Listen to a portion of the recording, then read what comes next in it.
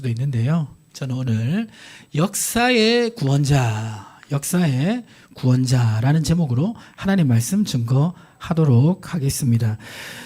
소련을 볼셰비키 혁명으로 공산화시킨 1등 공신은 레닌인데요. 레닌과 함께 혁명에 참여했던 중요한 지도자 레온 트레츠키라는 사람이 있습니다. 이 사람은 정말 공산주의 이상주의자인데 이 사람이 죽을 때 이런 유언을 했습니다. 뭐라고 했냐면 의식을 깨친 이래 43년의 생애를 나는 혁명가로 살아왔다. 특히 그중 42년 동안은 마르크스주의의 기치 아래 투쟁해왔다. 내가 다시 새로 시작할 수만 있다면 이런저런 실수들을 피하려고 노력할 것은 물론이지만 내 인생의 큰 줄기는 바뀌지 않을 것이다. 나는 프롤레타리아 혁명가요 마르크스주의자이며 변증법적 유물론자다. 결국 나는 화해할 수 없는 무신론자로 죽을 것이다. 인류의 공산주의적 미래에 대한 내 신념은 조금도 식지 않았으며 오히려 오늘날 그것은 내 젊은 시절보다 더욱 확고해졌다. 방금 전 나타샤가 마당을 질러와 창문을 활짝 열어주었기에 공기가 훨씬 자유롭게 내 방 안을 들어오게 됐다. 벽 아래 빛나는 연초록 잔디밭과 벽 위로는 투명하게 푸른 하늘 그리고 모든 것을 비추는 햇살이 보인다 라고 말하고 마지막 말을 이렇게 했는데 PPT 띄워주세요. 같이 읽어보겠습니다. 인생은 아름다워라. 훗날의 세대들이 모든 악과 억압과 폭력에서 벗어나 삶을 마음껏 향유하게 하자. 자, 이 공산주의에 사로잡힌 이 사람은 자신이 추구하는 신념을 통해 인류의 모든 억압과 폭력과 부조리를 철폐할 거라고 믿었습니다. 그래서 혁명을 일으켰죠. 근데 소련은 레닌이 죽고 나서 스탈린이 정권을 잡았습니다. 그리고 이 레온 츠키는 스탈린에 의해서 죽임을 당했습니다. 그리고 소련이라는 그 이상주의 국가는 이 레온 츠키의 이 마지막 말처럼 된 것이 아니라 정반대의 행보를 걸었습니다. 우리가 지난 시간 홀로모드로라는 수백만 명을 굶어 죽인 그 주체가 바로 소련 공산당의 핵심들이었습니다. 사람들은 이렇게 유토피아를 꿈꾸며 살아갑니다. 그렇지 않습니까? 항상 이 땅에 살아가는 사람들은 이 땅의 공동체, 국가가 정말 이상적인 천국과 같은 국가가 될 거라고 믿고 살아가고 싶은 그런 소망이 있습니다. 예수님이 이 땅에 오실 때쯤에 유대인들도 이와 같은 소망이 있었습니다. 하나님께서 메시아를 보내주시면 이 이스라엘 땅에 이전의 다윗과 솔로몬 시대 같은 그런 완전한 나라, 정말 하나님의 축복이 가득한 그러한 나라가 실제로 일어나기를 소망했습니다. 이 솔로몬과 다윗의 시대 나라가 어떠했길래 유대인들은 그런 소망이 있었을까요? 사무엘하 7장 1절을 우리 웅범 형제가 한번 읽어주세요. 여호와께서 주위의 모든 원수를 무찌르사 왕으로 궁에 평안히 살게 하신 때에 다윗의 시대는 주변의 외세의 이 모든 침입들을 정리한 시대였습니다. 나라가 안정되었고요. 솔로몬의 시대는 어땠습니까? 열왕기상 4장 25절을 우리 다영 집사님 읽어주세요. 솔로몬이 사는 동안에 유다와 이스라엘이 단에서부터 브엘세바에 이르기까지 각기 포도나무 아래와 무화과 나무 아래에서 평안히 살았더라. 자, 어떻게 살았더라? 평안히 살았더라. 염려와 걱정이 없는 시대를 살아가고 있었다는 것입니다. 그리고 열왕기상 9장 20절에 보면 이때 염려와 걱정이 없었을 뿐만 아니라 솔로몬이 마시는 그릇은 다 금이요 레바논 나무궁의 그릇들도 다 정금이라 은 기물이 없으니 솔로몬 시대에는 무엇을 귀하게 여기지 않았습니까?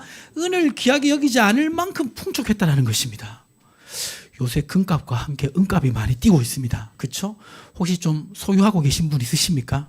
예, 제 어리석은 판단은 지금 팔 때가 아닌가 이렇게 생각하는데 예, 제 말을 믿지 마시고 기도하시고 결정하시면 좋을 것 같습니다. 은을 귀하게 여기지 않을 정도로 풍족한 시대였습니다. 이때는 성전이 지어졌던 시대잖아요. 성전이 지어졌다는 것은 뭡니까? 국가의 모든 운영이 성전 중심으로 이루어졌다는 것입니다.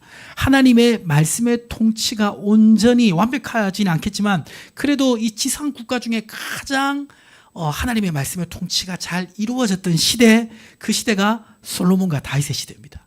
내적으로 외적으로 하나님 주시는 복과 은혜가 넘쳤던 시대입니다. 그러니까 유대인들의 입장에서는 메시아가 오면 다시 이 지상에 이런 솔로몬과 다윗의 나라 같은 국가가 세워지기를 원했던 것입니다. 그런데 이러한 국가적인 유대인의 비전은 예수님이 메시아를 보내는 하나님 나라의 비전과 같지 않았습니다. 마태는 그것을 알고 있었고 그것을 알려주기 위해서 마태복음을 기록했으며 특별히 이 족보의 이 시대를 세 분기로 나누어서 기록한 이유가 거기에 있습니다.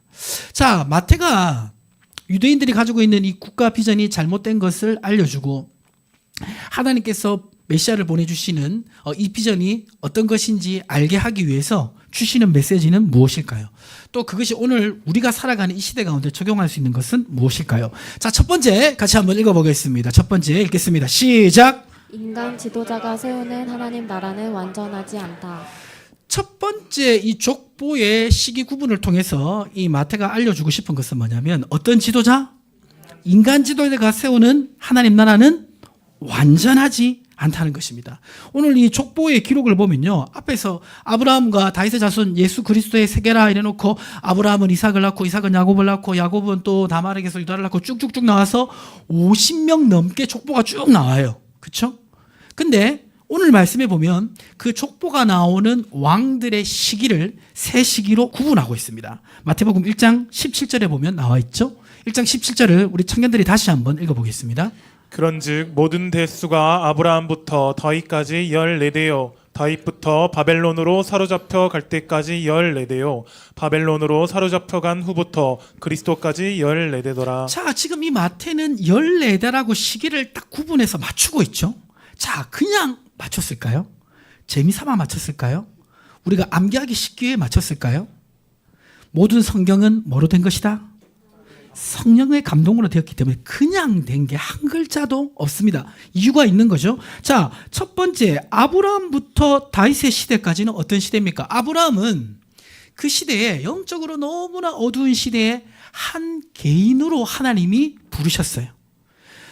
하나님을 다 떠나는 시대 가운데 홀로 이 하나님에 대한 믿음을 가지고 있었던 아브라함을 하나님 부르셔서 아브라함을 통해 인류 구원의 계획을 펼치기를 원하셨습니다. 그 첫 번째 계획은 뭡니까? 바로 아브라함 자손을 통해서 이 땅에 처음으로 하나님을 섬기는 국가를 만드는 것. 이것이 하나님이 아브라함을 통해서 이루기를 원하셨던 그런 목표입니다. 자, 그래서 아브라함을 통해서 하나님께서 자손을 계속 번창시키시고 결국 다윗 때에 와서 어떻게 됩니까? 신정 국가가 세워지는 거죠. 물론 사울이 세우긴 했지만 사울은 자기 마음대로 나라를 통치했고 다윗은 하나님 마음에 합한 사람이라 하나님 뜻대로 나라를 세웠습니다. 그리고 아들 솔로몬에게 물려주기 전에 어떤 것을 준비했죠? 성전 건축을 준비했고 솔로몬 때 성전이 완공되면서 다윗과 솔로몬의 시대는 하나님의 율법으로 다스려지는 그런 신정국가가 세워지게 되는 것입니다. 자, 그래서 이 신정국가 안에 하나님 주신 축복이 넘쳤습니다. 그러면 우리 생각에는 이게 쭉 유지돼야 되잖아요. 그렇죠? 자, 그런데 어처구니 없는 일이 벌어집니다. 열왕기상 11장 4절과 5절 말씀 한 절씩 교독하면 솔로몬의 나이가 많을 때에 그의 여인들이 그의 마음을 돌려 다른 신들을 따르게 하였으므로 왕의 마음이 그의 아버지 다윗의 마음과 같이 아니하여 그의 하나님 여호와 앞에 온전하지 못하였으니 이는 시돈 사람의 여신 아스다롯을 따르고 암몬 사람의 가증한 밀곰을 따름이라. 어떻게 보면 역사적으로 가장 거룩한 나라가 이루어진 그 나라의 정점에 있었던 사람이 솔로몬인데 이 솔로몬이 어처구니 없이 우상 숭배를 하게 된 것입니다. 여인을 사랑하는 그 마음이 우상 숭배까지 연결된 것입니다. 그래서 정말 어떻게 보면 가장 중요한 시점에 가장 거룩한 자리에 있어야 될 그 지도자가 넘어지는 모습을 우리는 볼 수가 있습니다. 어떻게 솔로몬이 그럴 수 있을까 싶어도 그러한 일이 일어납니다. 사실 솔로몬보다 더 어처구니 없는 사람이 있습니다. 그 사람이 누군지 아십니까? 역사적으로 예수님과 가장 닮았던 사람 누굽니까? 예, 누구죠? 그렇죠. 예, 이 교육의 효과가 있습니다. 예. 우리 양육반을 하니까 바로 나오잖아요. 그렇죠? 역사적으로 예수님을 가장 닮았던 사람 아담도 넘어진 것을 보면 사람은 연약함이 있습니다. 그 미국의 60년대, 70년대 이 히피 문화가 창궐했습니다. 이 히피 문화는 어떤 이제 사람들을 말하냐면 청년들 중에 이 무신론과 해이주의에 빠져가지고 그냥 방탕하게 인생을 즐기며 사는 거기에 목적을 두고 사람들끼리 무리지어가지고 살았던 그런 청년들입니다. 그래서 영화에 보면 왜 머리 이렇게 좀 길게 쭉 뺀 사람들 있잖아요. 이렇게 그렇게 머리 그렇게 모양 해놓고 아주 난잡하게 그냥 떠돌아다니면서 약물하고 또 이렇게 아주 부적절한 그런 일들을 자행하면서 살았던 사람들이 히피들인데 이 히피들이 60년대 70년대 미국에 굉장히 많아졌습니다. 자, 그런데 이 히피들이 대규모로 교회로 돌아오게 되는 역사가 있었는데 그 역사를 이루도록 역할을 한 목사님이 누구냐면 미국의 갈보리 채플의 척 스미스 목사님이란 분입니다. 근데 척 스미스 목사님이 어떻게 사역을 했냐면 먼저는 성경을 가르치는데 성경을 한 장씩 체계적으로 가르쳤어요. 마태복음 1장이 어떤 것인지 2장이 어떤 것인지 체계적으로 가르쳤고 그리고 오늘날 CCM을 처음 도입한 사람이 이 척 스미스 목사님입니다. 이때 마라나타 싱어즈가 이제 세워져 가지고 이 가스펠송 그러니까 히피 문화에 맞는 그런 찬양을 보급하기 시작했는데 그 찬양들이 오늘 우리가 즐겨 부르는 찬양들입니다. 여러분 그런 찬양 많이 들어보셨을 거예요. 목마른 사슴 아시죠? 목마른 사슴 시낸 물을 찾아 아시죠? 예. 제가 잘 못 불러도 다 아시잖아요. 그렇죠? 거룩하신 하나님, 거룩하신 하나님 주께 감사 아시죠? 예. 그 말고도 예수 사랑해요부터 해가지고 다 이때 만들어진 찬양이고 이 찬양을 듣고 수많은 히피들이 죽게 돌아오기 시작했습니다.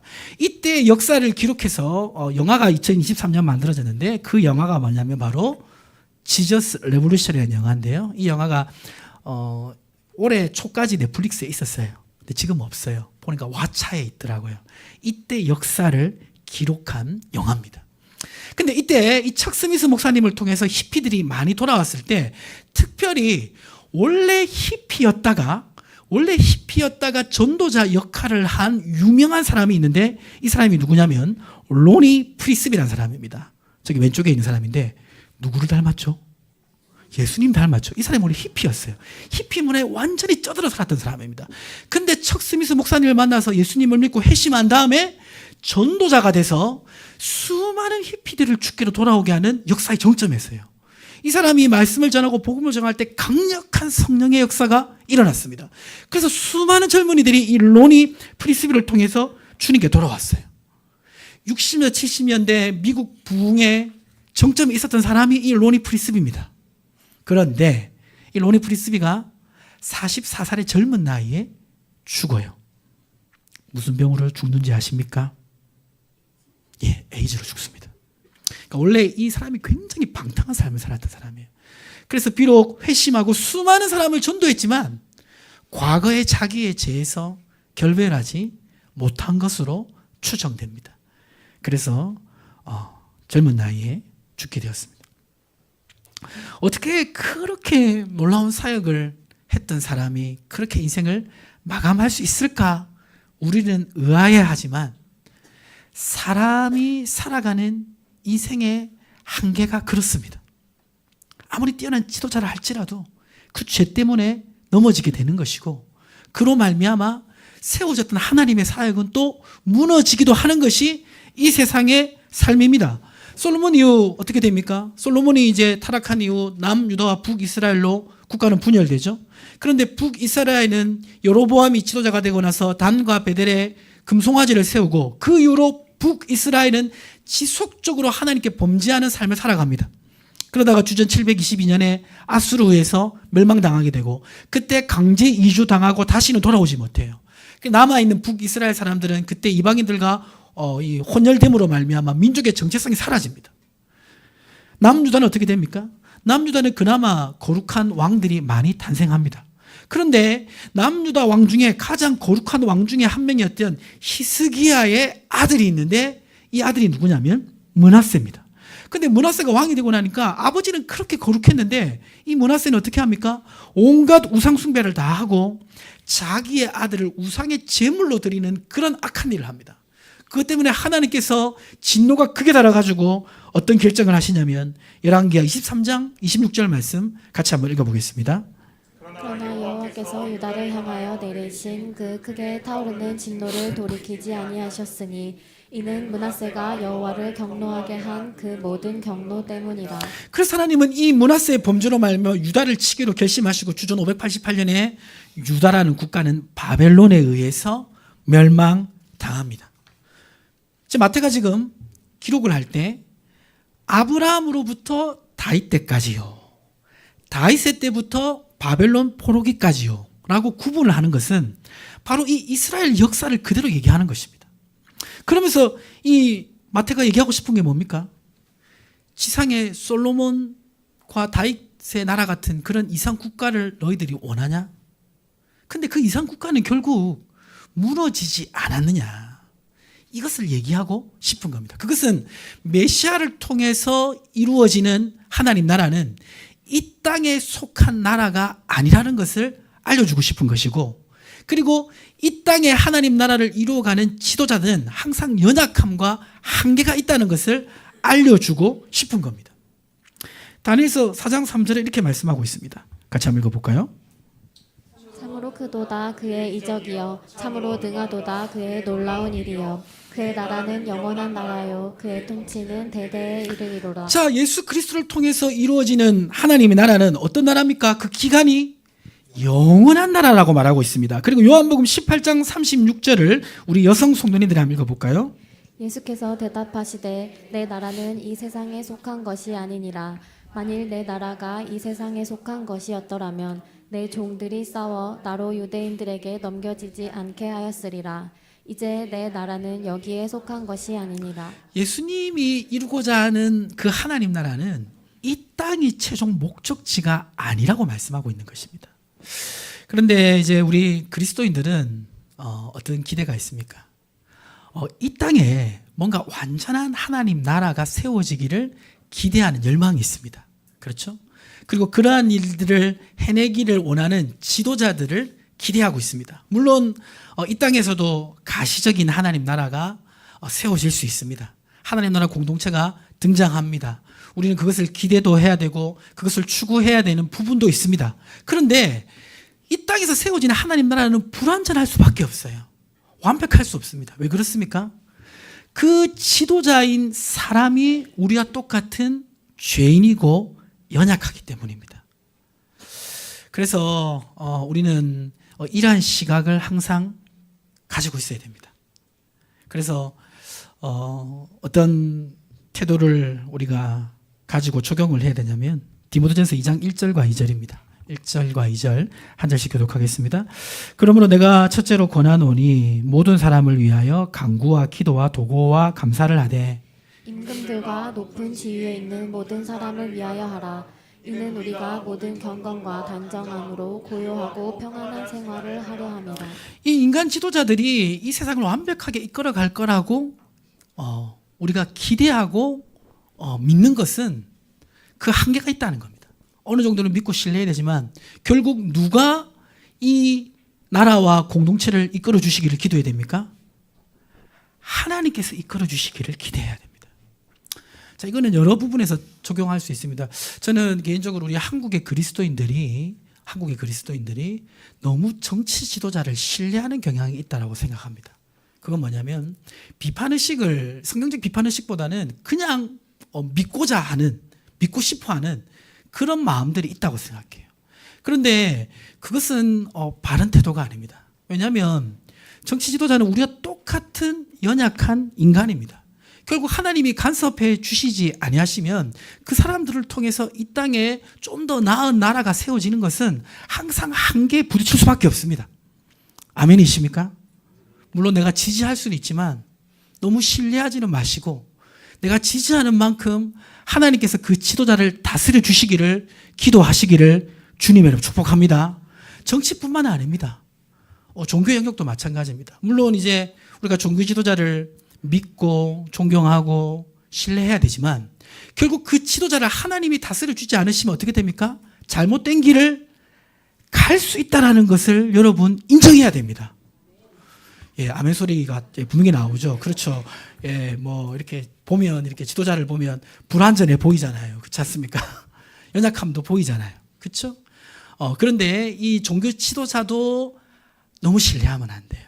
그거는 존중하고 다른 겁니다. 존중은 하되 하나님의 말씀에 그 기준을 넘어가느냐 넘어가지 않느냐 그것을 항상 바로미터를 켜고 있어야 되고 바로 이끌 수 있도록 기도해야 됩니다. 지금 이 유대인들은 자신들을 로마에서 해방시켜주고 그리고 다윗과 솔로몬 나라와 같은 그런 이 세상 나라가 완전해질 그런 메시아를 기대하고 있었습니다. 그러나 하나님께서 보내신 메시아는 그런 메시아하고는 분명히 달랐던 것입니다. 두 번째로 이 마태가 유대인들에게 말씀하는 내용은 무엇입니까? 두 번째 같이 한번 읽어보겠습니다. 인간의 역사는 퇴보하지만 하나님의 역사는 진보합니다. 자, 지금 이제 이 마태가 그 얘기하는 족보를 세 시기로 구분한 것을 다시 한번 보시면 이렇습니다. 마태복음 1장 17절에 우리 웅보명자가 다시 한번 읽어주세요. 그런즉 모든 대수가 아브라함부터 다윗까지 14대요 다윗부터 바벨론으로 사로잡혀갈 때까지 14대요 바벨론으로 사로잡혀간 후부터 그리스도까지 14대더라. 자, 여기 보니까 앞에서는 우리가 아브라함부터 다윗까지, 그러니까 이스라엘 나라가 형성되고 이스라엘 나라가 정말 축복받는 그 시기. 그렇지만 다윗부터 바벨론 때까지는 죄로 말미암아 그 이상적인 국가가 멸망한 시기죠. 자, 근데 거기서 끝나는 게 아니라 바벨론으로 사로잡혀간 후부터 또 그리스도까지 14대더라. 자, 이 시기는 뭡니까? 자, 이 시기는 바벨론으로 이제 포로당했던 유다인들은 귀환하게 됩니다. 귀환하게 돼서 다시 성전을 세워요. 성전을 세워서 이전에 솔로몬과 다윗의 시대의 영광을 재현하고 싶어 합니다. 자, 그런데 성전을 세웠는데요. 그 성전을 세운 것을 보고 나서 어떤 반응이 일어났냐면 에스라 3장 12절을 우리 다영지사님 한번 읽어주실까요? 제사장들과 레위 사람들과 나이 많은 족장들은 첫 성전을 보았으므로 이제 이 성전의 기초가 놓임을 보고 대성통곡하였으나 여러 사람은 기쁨으로 크게 함성을 지르니. 저기 보니까 포로기를 끝나고 이제 원래 솔로몬 성전은 바벨론에서 무너져가지고 새로 성전을 세웠거든요. 자, 근데 새로 성전을 세웠으면 굉장히 좋아하고 기뻐해야 되는데 어떻게 했습니까? 대성통곡했죠. 자, 대성통곡 기뻐서 했을까요? 자, 위에 보시면 무엇을 보았으므로? 솔로몬 성전에 비해서 너무나 초라한 거예요. 자, 그래서 대성통곡한 겁니다. 그래서 포로 귀환을 했지만 사실 이전에 솔로몬과 다윗의 영광을 재현하지 못해요. 그리고 어떻게 됩니까? 성경에 기록되어 있지 않지만 이 시기로부터 약 400년의 시간이 지나는데 그 시기 가운데 결국 남유다는, 북이스라엘과 남유다는 어디에 지배를 받냐면 알렉산더의 헬라 제국의 지배를 받아요. 그 지배를 받는 동안 엄청난 핍박을 당합니다. 헬라 제국의 이제 이 안티오코스 사세는 성전에 제우스 신상을 세워놓고 유대인들에게 절하게 합니다. 절하지 않는 모든 유대인들을 다 죽였어요. 그래서 그 피가 성전에 가득했습니다. 그리고 이 헬라 제국이 무너지고 나서 그 다음에 어느 나라가 이스라엘을 지배했습니까? 로마가 지배했습니다. 자, 그러면 여러분 생각해 보세요. 지금 이 시기를 보니까 이스라엘 역사는 진전하는 것 같습니까? 퇴보하는 것 같습니까? 딱 봐도 퇴보하는 것 같지 않아요? 점점점 안 좋아지고 있잖아요. 그렇죠? 자, 그러면 지금 이 마태가 지금 이 역사를 기록한 이유는 뭐냐면 지금 유대인들이 기대하는 바는 이 퇴보한 역사가 다시 진전되는 그러한 것을 원하지만 하나님이 보실 때는 지금 이스라엘 역사가 퇴보하는 게 아니라 마지막에 누가 오시죠? 바벨론 포로부터 그리고 누구까지라고 얘기하고 있습니까? 그리스도까지라고 얘기하고 있는 것입니다.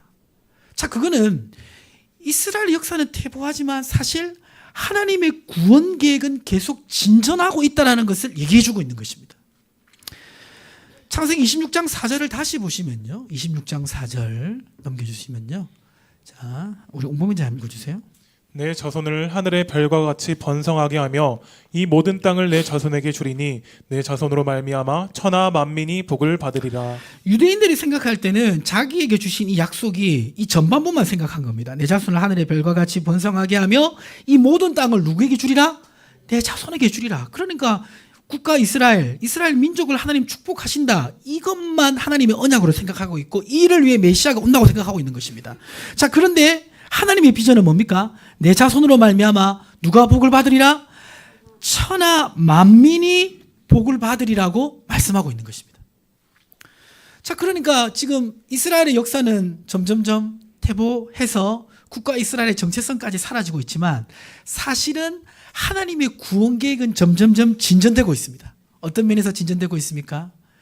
국가 이스라엘을 회복하는 것을 넘어서서 온 열방이 그리스도로 말미암아 구원 얻는 계획들이 지속적으로 진행되고 있다는 것입니다. 아멘이십니까? 그래서 바울은 로마서 11장 11절에 이렇게 말씀하고 있습니다. 로마서 11장 11절 같이 한번 읽어볼게요. 그러므로 내가 말하노니 그들이 넘어지기까지 실족하였느냐 그럴 수 없느니라. 그들이 넘어짐으로 구원이 이방인에게 이르러 이스라엘로 치기 때문이니라. 그들이 넘어짐으로 구원이 어디로 갑니까? 이방인으로 넘어간다. 그 말은 뭡니까? 지금 이스라엘, 국가 이스라엘은 망해가는 것 같은데 하나님의 역사는 국가 이스라엘 재건하는 게 아니라 이스라엘이 망해가는 그 과정을 통해서 결국 열방이 죽게 돌아오는 역사를 이루고 계시다는 것입니다. 자, 이걸 오늘날 우리에게 적용을 하면 어떻게 될까요? 여러분 보실 때는 한국 교회가 진보하는 것 같습니까? 퇴보하는 것 같습니까? 망해가는 것 같습니까? 어떻게 생각하세요? 예, 진보한다고 생각하시는 분이 있습니까? 발전하는 것 같아요? 어떠세요? 예. 이제 퇴보하거나 망해가거나 좀 의견은 다를 수 있지만 어려운 시기를 지나가는 것은 분명하잖아요. 그렇죠? 자, 그런데 이 민족을 향한 하나님의 역사는 지금 멈춰 있는 게 아니에요. 계속 진행 중에 있는 줄 믿으시기 바랍니다. 이스라엘은 지금 하나님의 언약을 이제 어떤 수준에서만 생각했냐면 자기들이 복받는 수준에서만 생각했습니다. 그런데 하나님께서는 아브라함에게 주신 언약을 따라서 천하 만민이 복을 얻는 그 계획이 진행되고 있는 거잖아요. 그렇죠? 지금 우리 한국교회가 굉장히 어려운 시기를 지나가고 있지만 이 시기는 다시 리세팅되는 시간인 줄 믿으시기 바랍니다. 사역적으로 보면요, 이제 이 교회마다 지난 우리 20년, 30년 전에 우리 조국 교회를 보면 교회 성장에 굉장히 초점을 많이 맞췄습니다. 그렇죠? 그래서 이 성령 사역도 도입하고 제자 훈련도 도입하고 여러 가지 사회 참여도 하고 많은 시도를 했습니다. 그렇지 않습니까? 그런데 그 열매가 지금 오늘 이것입니다. 그러면서 이 교회들은 지금 뭘 깨달아가고 있냐면요, 우리가 많은 사역들을 했지만 정작 하나님 말씀을 소홀히 했다는 것을 자각하기 시작했어요. 그래서 우리 조국교회는 다시 하나님의 말씀으로 돌아가는 운동이 벌어지고 있습니다. 여러분 피부로 못 느낄 수 있을 거예요. 근데 저는 확실히 느껴집니다. 자, 그러면 하나님의 말씀으로 돌아가면 어떻게 됩니까? 다시 교회가 영적으로 새로워지는 줄 믿으시기 바랍니다. 이게 퇴보가 아니라 다시 더 온전해지기 위해서 하나님이 세워가시는 과정이라는 것을 믿으십시오.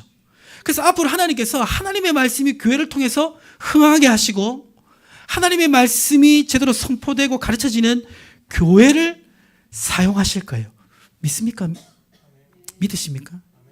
그래서 저는요, 하나님 우리 샘물교회 쓰실 걸 믿습니다. 왜냐하면 우리 샘물교회가 여러분이 귀찮으리만큼 제가 성경 인용을 많이 하고 그렇죠? 큐티책도 제가 만들고 아니면 매일 성경 하면 되지 왜 큐티책을 목사님 만들겠습니까? 다 이유가 있지 않겠습니까? 제가 그냥 만드는 게 아니에요. 제가 왜 이 복음의 기초 양육반을 그거를 그냥 쉽게 해도 되는데 굳이 개혁적인 교리를 제가 넣어가지고 그것을 적용시켜서 교재를 직접 만들어가지고 가르치겠습니까? 왜냐하면 하나님께서 이 하나님의 말씀을 흥황하게 하는 이 비전을 앞으로 이루실 거라는 확신이 있기 때문입니다. 그래서 우리 조국교회는 다시 하나님의 말씀으로 돌아가고 그 말씀으로 준비된 교회와 성도를 사용하실 줄 믿습니다. 여러분 믿습니까? 그래서 여러분 시간이 있을 때 말씀 훈련하셔야 돼요. 교회에서 교육이 있을 때 우선순위를 내려놓고 배우시길 바랍니다. 훈련된 사람을 하나님이 쓰실 줄 믿습니다. 우리 청년들 이 놀라운 이 지금 타이밍을 잘 이해해야 돼요. 다른 데 시간 쓰지 말고요. 말씀 배우는데 시간을 쓰세요. 그게 지금 중요합니다. 지금 여러분을 바로 사용하시는 게 아니라 여러분이 훈련돼야 사용하시는 거예요. 그럴 때 하나님의 놀라운 역사 일어날 줄 믿습니다. 자, 그런데 여기서 우리가 좀 생각해 봐야 될 건 뭐냐면 이렇게 우리 민족이 지금 교회가 정체되고 있는 상황 가운데 있지만 하나님께서 하나님의 일을 계속 이루고 있습니다. 사도행전 1장 8절 말씀 같이 한번 읽어보겠습니다. 시작. 오직 성령이 너희에게 임하시면 너희가 권능을 받고 예루살렘과 온 유대와 사마리아와 땅 끝까지 이르러 내 증인이 되리라 하시니라. 자, 지금 이 초대교회는 초점이 어디만 맞춰져 있었냐면 자기들에게만 맞춰져 있었어요. 예루살렘 교회만 맞춰져 있었습니다. 오늘 우리 조국교회도 우리 조국교회 자체만 너무 맞춰져 있어요. 근데 자세히 보시면 하나님 우리 조국교회를 통해서 일하시기를 원하는 많은 일들이 있습니다. 그게 뭐냐면 그 중에 하나가 저 북한입니다. 이번에 우리 그 청년들하고 저기 온코리아 넥스트 집회 갔다 왔거든요. 이제 갔다 오면서 이제 느꼈던 그런 것들이 있을 거예요. 아마 좀 약간 이질적인 것도 느꼈을 거예요. 왜냐하면 거기에서 북한 청년들이 이제 좀 찬양도 하고 하다 보니까 지금 우리가 느끼는 그 영적 정서하고는 조금 달라서 아마 약간 갭도 느꼈을 겁니다. 그렇지만 하나님이 저 북한 청년들 가운데 어떻게 일하시고 있는가 그것도 보았을 거예요. 지금 하나님은 가만히 계신 게 아니에요. 계속해서 일하고 있습니다. 그리고 오늘 설교 찬양이 뭔지 아십니까? 설교 찬양. 예, 우리 그 종찬 집사님에게 이렇게 우리 예배 때 해서 이제 참 영감 있는 찬양인데 이 찬양이 어디서 지어진 찬양인지 혹시 아는 사람? 일본입니다. 근데 요새 일본에서 넘어오는 찬양들을 보면요. 굉장히 뜨거워요. 영감이 있습니다. 하나님이 일본 땅에는 한 번도 부흥을 안 주셨거든요. 그런데 그것을 열어가는 시대가 다가오고 있음을 믿습니다. 그러면 그 역할을 중요하게 감당해야 될 나라가 어딥니까? 우리나라인데 우리나라 일본 사람들을 싫어하면서 여행은 정말 많이 가요. 너무 이중적인 거 아닙니까? 그렇죠? 여행은 정말 많이 가면서 막 반일 정서는 엄청 또 강하고, 예, 그것이 아닌 것 같아요. 그렇죠? 우리는 그리스도의 사랑으로 품고 일본 교회가 설 수 있도록 기도해야 됩니다. 그래서 내년에 단기 선교를 일본으로 갈까 지금 심각하게 고민하고 있습니다. 자, 그래서 두 번째 적용점은 뭐냐면 하나님께서는 멈춰 계신 것이 아니라 하나님의 역사를 계속 이루고 있다는 것입니다. 말씀을 정리하도록 하겠습니다. 예수님이 오시기 전에 유대인들은 인간 지도자를 통해서 또 다른 왕국이 건설되기를 원했습니다. 그러나 하나님께서 보내신 그 메시아는 이 땅에 목적지를 두는 인간 왕국이 아니라 하나님 나라를 건설하게 오신 하나님의 아들입니다. 그리고 이 두 번째로 이 주시는 메시지는 무엇입니까? 이스라엘의 역사는 계속 퇴보하는 것 같지만 사실 하나님의 구원의 역사는 계속 진전하고 있습니다. 우리의 삶 속에서도 우리 한국교회 역사가 퇴보하는 것 같아도 하나님께서는 하나님의 계획을 가지고 계속해서 역사를 이루어 가신다는 것을 믿고 여기에 초점을 맞추고 살아갈 때 하나님의 놀라운 계획들을 경험하게 될 줄 믿습니다. 하나님 아버지 감사합니다. 역사의 구원자 예수 그리스도이심을 고백합니다. 사람이 만들어내는 역사는 굴곡이시고 완전해지는 것 같아도 사라지고 죄로 말미암아 무너지지만